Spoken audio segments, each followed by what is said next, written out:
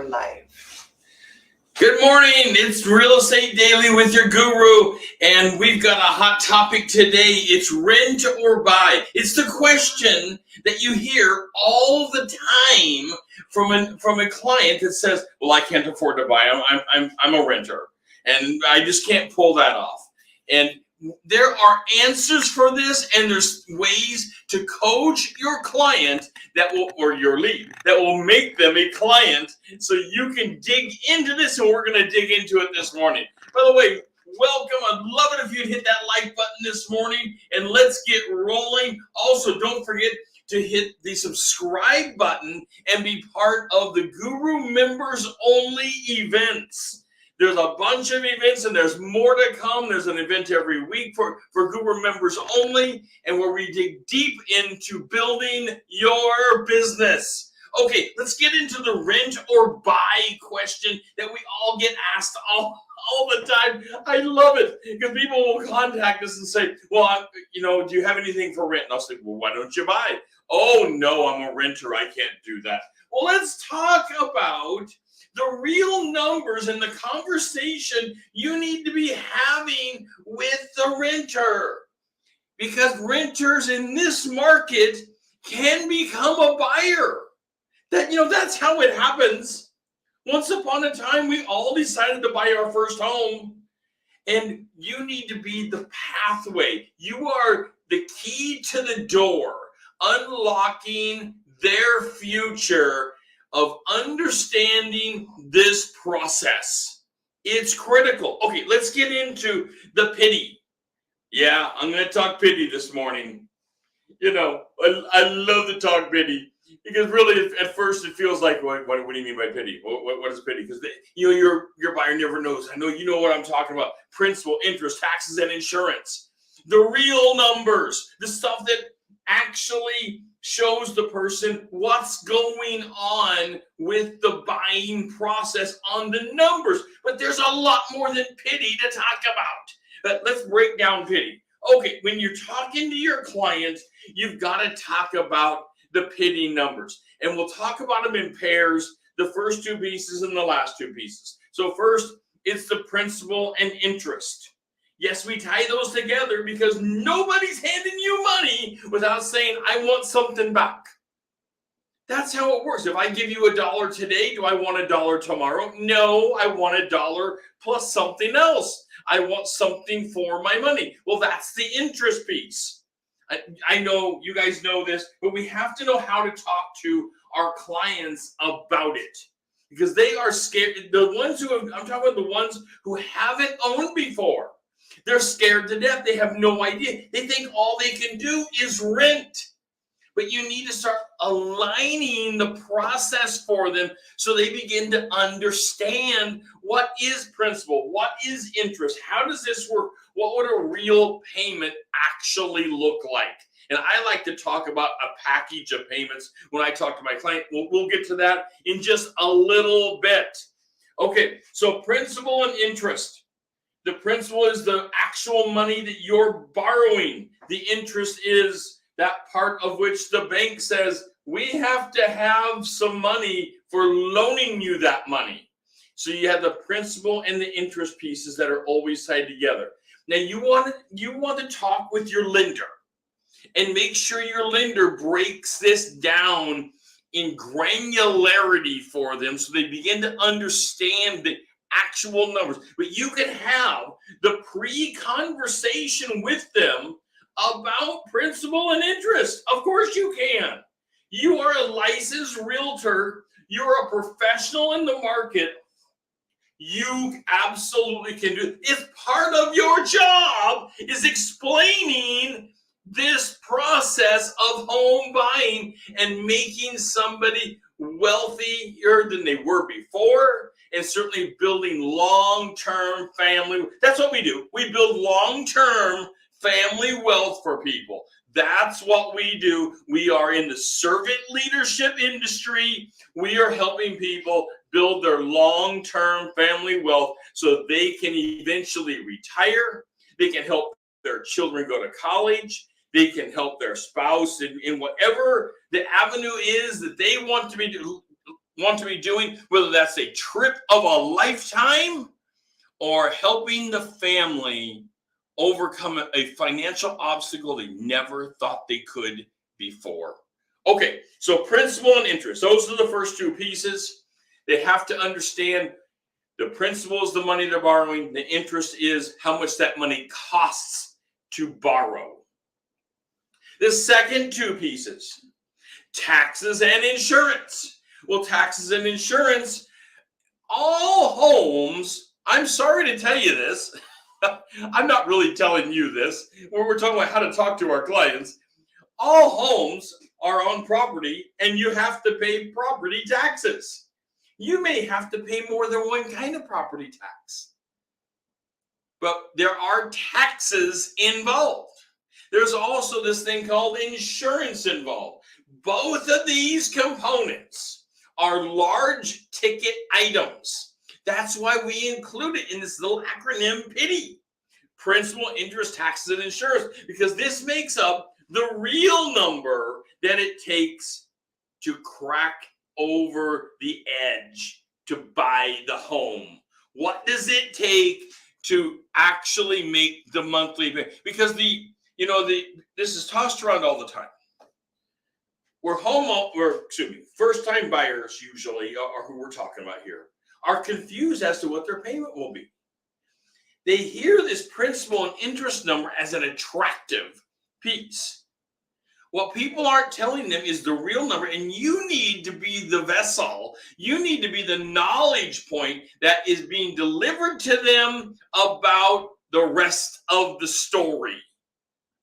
And it's not so bad, but you do have to talk about the whole package: principal, interest, taxes, and insurance. Now, I typically use in East County, Portland, and it's different for you in your neighborhood. You need to go and calculate it. I typically use currently with these interest rates between 600 and 6.25. We'll just say 600 for easy head math this morning. We got to keep it easy in the morning, particularly when you're live. We'll just say $600 per 100,000. To take care of principal, interest, taxes, and insurance. But you've got to drill this down. I mean, the number can get to the point of being exacting. You talk to your lender, they can get this down to the penny, exactly what it's going to be. It's not a guessing game, but just to get the ball rolling. With my client, I'll say, well, you have a $400,000 house with principal, interest, taxes, and insurance. That might run you, $2,300, $2,400 a month. It is a conversation starter. I would love to hear from you in the comments this morning. How do you get this part of the conversation started? Because it's such a difficult conversation to get rolling in the morning. Your guru is a morning person, but usually these type of conversations are happening in the afternoon or evening, but anytime in the day. So these are difficult conversations to have. Absolutely difficult conversations because you're talking their money. And people keep that very close to themselves. They keep it hidden. They don't want to reveal things. So the easiest way to break that barrier, remember, we are about building your business.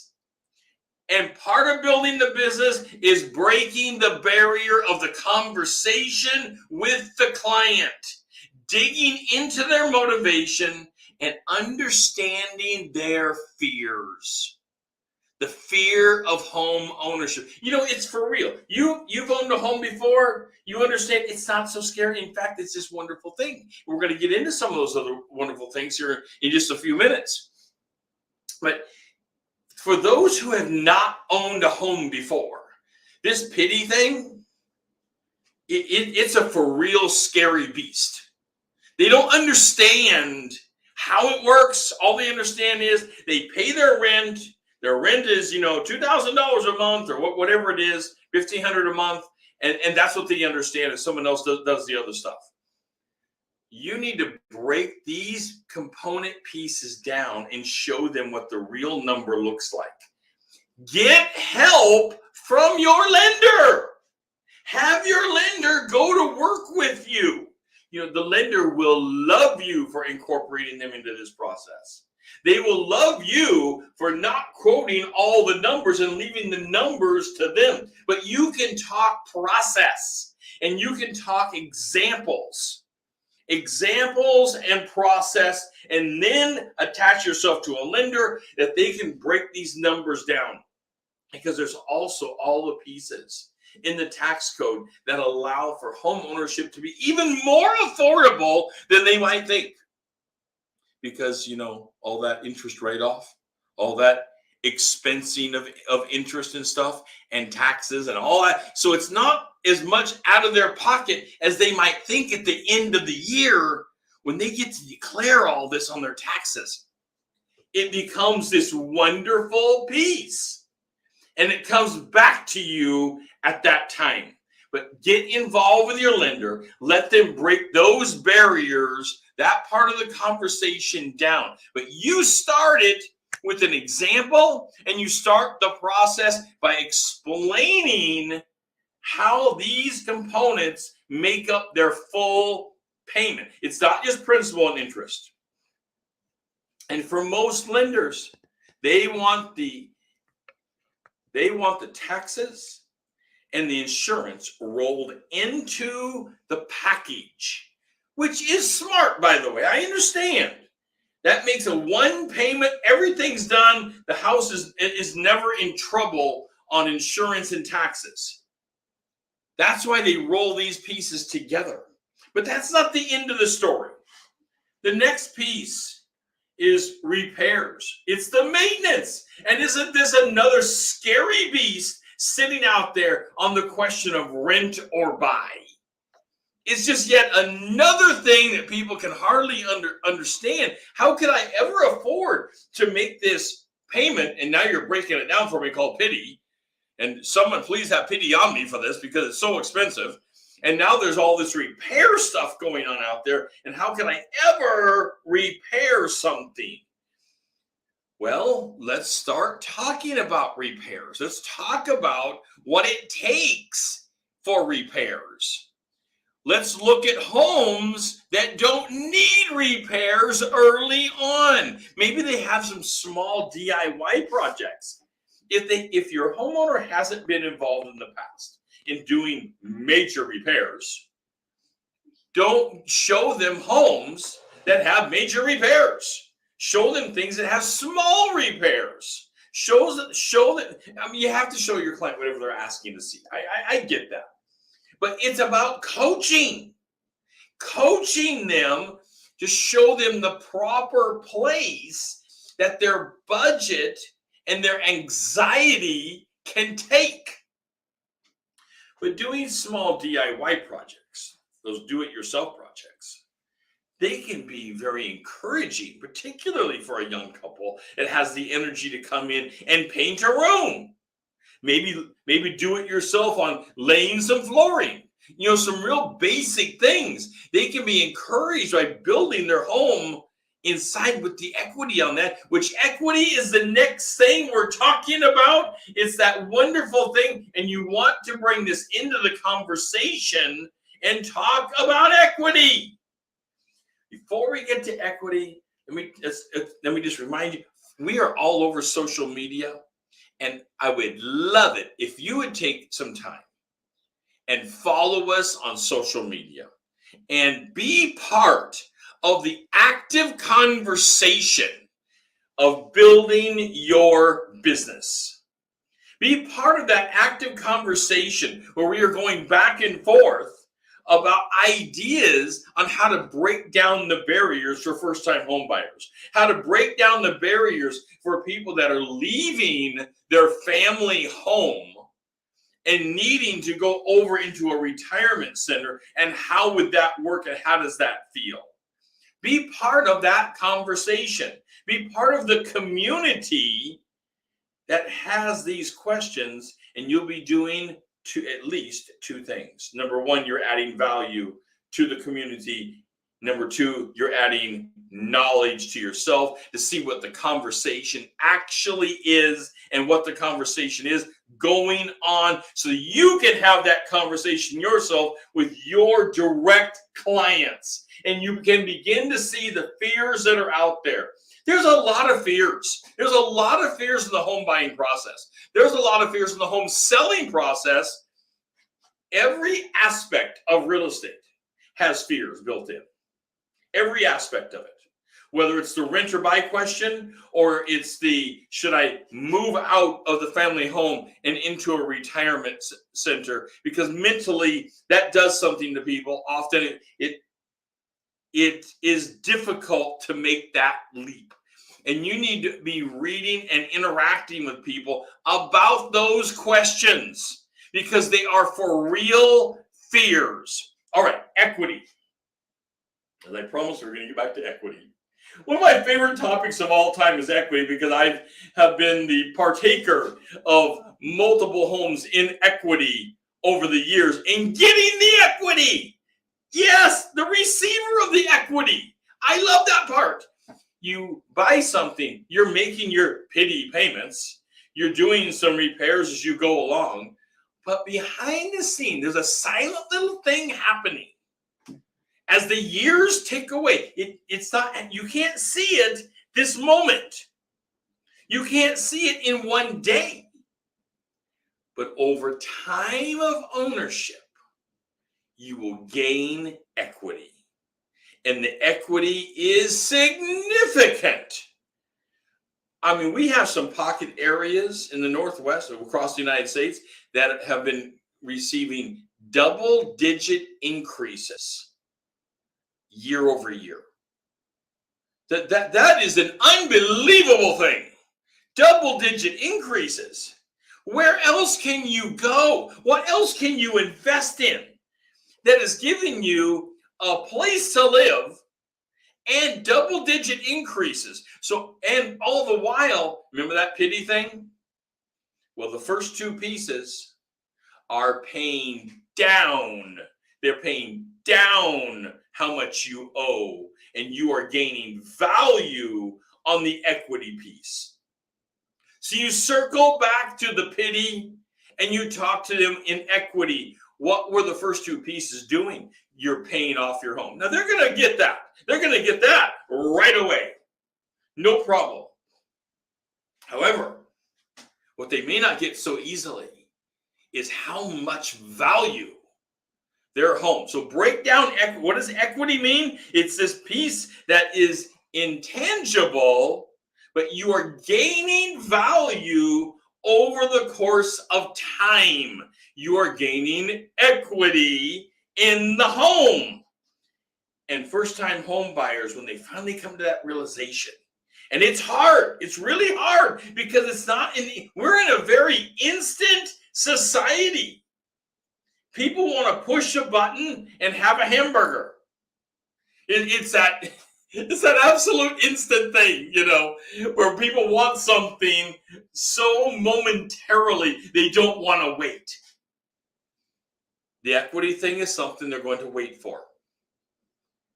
And it's going to happen silently behind the scenes. And it's going to happen when they're not looking or thinking about it, because it's going to happen over a period of time. And when they look back and they've been at the home now, 5, 6, 7 years, they're going to realize they've been getting this huge chunk of increase every year. Their home has increased, let's just say an average of 6 to 8% every year. And as the years roll by, that is huge. And you can map out an example for them of what that looked like historically. Nobody can tell the future. Nobody, we don't have a crystal ball to look into the future. I wish as your guru, I could just sit here and tell you the future. However, we know this.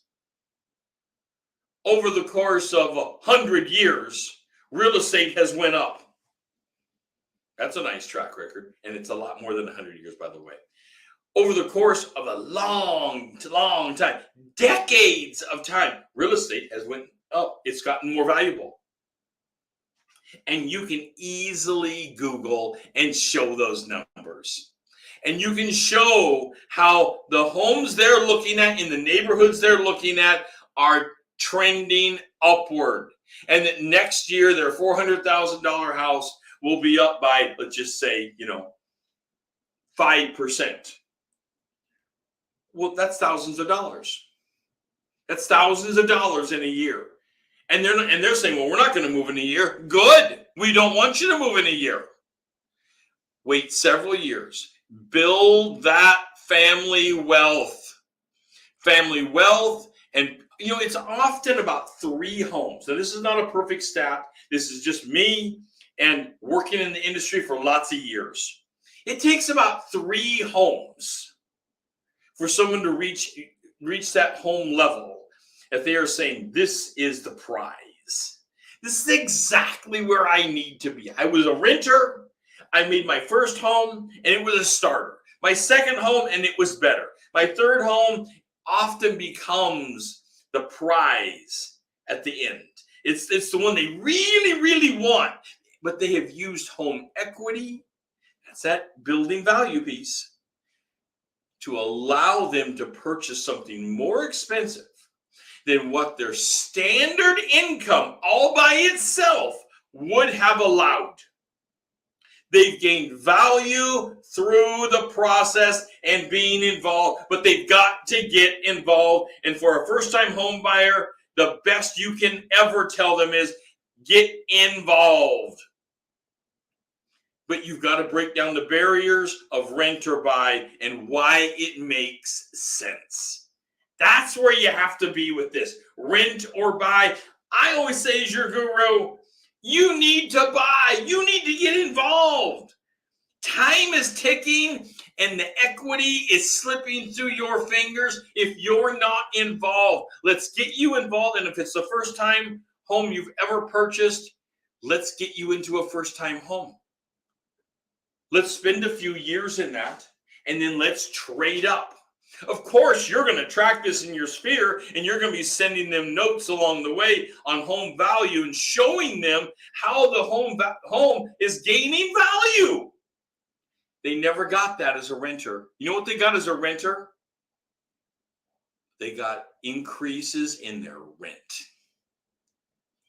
You buy today, and your loan is locked in at, whatever it is, say $1,500. That doesn't change. The principal and interest doesn't change. Taxes and insurance will minorly change. So that part does. But the principal and interest, they've locked themselves in. And as the years tick by, their rent would be going up.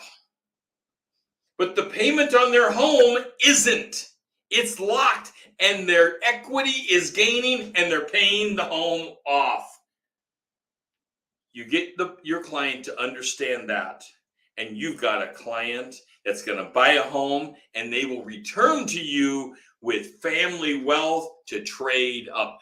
This is Real Estate Daily. I'm your real estate guru. Today we've been talking about rent or buy, and let me tell you, buy now, sell high, make it happen for you. Build family wealth. I'll be talking to you tomorrow. Don't forget to follow us. Hit the subscribe. Open up the Guru members only and like the video. Take care, guys.